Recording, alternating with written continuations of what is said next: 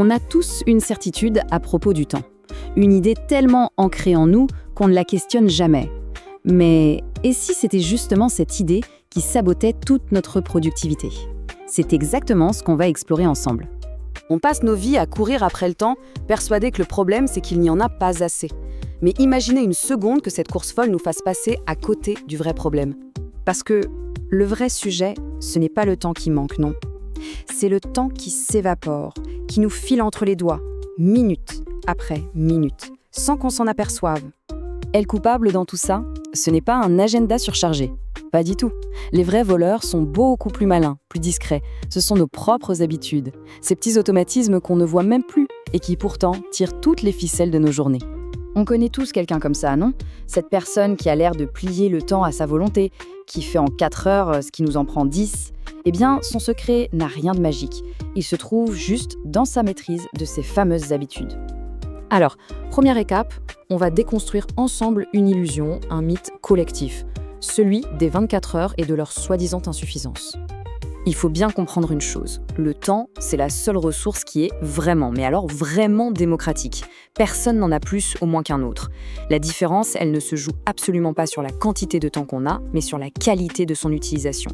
Ce chiffre, 24, c'est le grand égalisateur. C'est le capital de départ qu'on reçoit tous, chaque matin, sans aucune exception. La seule question qui compte, c'est où est-ce qu'on place cet investissement au quotidien?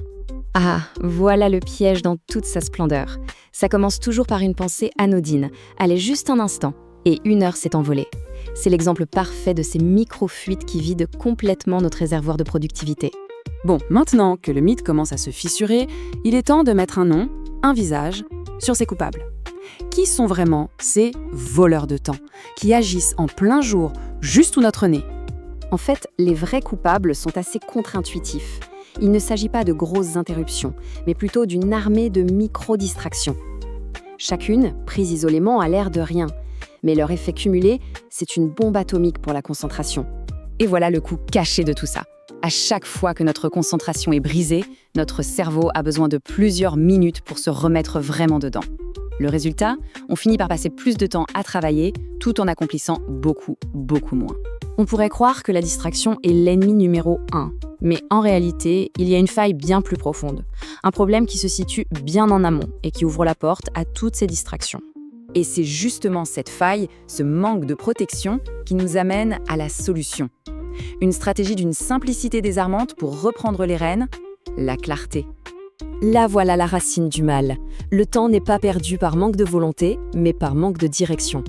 C'est simple, sans un plan clair, notre esprit va naturellement dériver vers ce qui est facile et non vers ce qui est important. Cette comparaison illustre parfaitement la différence. D'un côté, une journée d'agitation où on est occupé, mais qui finit en frustration. De l'autre, une journée de concentration qui mène à la satisfaction. Et la seule chose qui change entre les deux, c'est la clarté qu'on avait au départ. Et la clé de cette clarté, de ce plan, elle tient en un seul petit chiffre. 3. Pas une liste de choses à faire longue comme le bras, juste 3. C'est ça, l'encre qui empêche notre journée de partir à la dérive. Pourquoi c'est si puissant? Tout simplement parce que la contrainte nous oblige à être précis. C'est comme un archer qui n'aurait que 3 flèches. Il est obligé de viser l'essentiel. On ne peut plus se permettre de s'éparpiller. Mais attention, même le plan le plus clair du monde peut être anéanti par un dernier ennemi. Et c'est le plus sournois de tous, le monstre du « je le ferai plus tard ». C'est une vérité qui peut déranger, mais elle est cruciale. Dans le langage de la productivité, plus tard est très souvent un synonyme poli de jamais. Chaque fois qu'on repousse quelque chose, ce n'est pas un acte neutre, ça renforce l'habitude de l'évitement. Imaginons un instant ces 2 chemins qui partent d'aujourd'hui. Le premier, c'est une roue de hamster, un cycle sans fin de regrets et de stagnation. L'autre, c'est comme un escalier qui monte vers le progrès et la fierté. Le point de bascule entre ces 2 futurs, c'est une seule et unique décision, celle qu'on prend maintenant. Alors, comment on passe concrètement à l'action? Voici un petit système en 4 temps.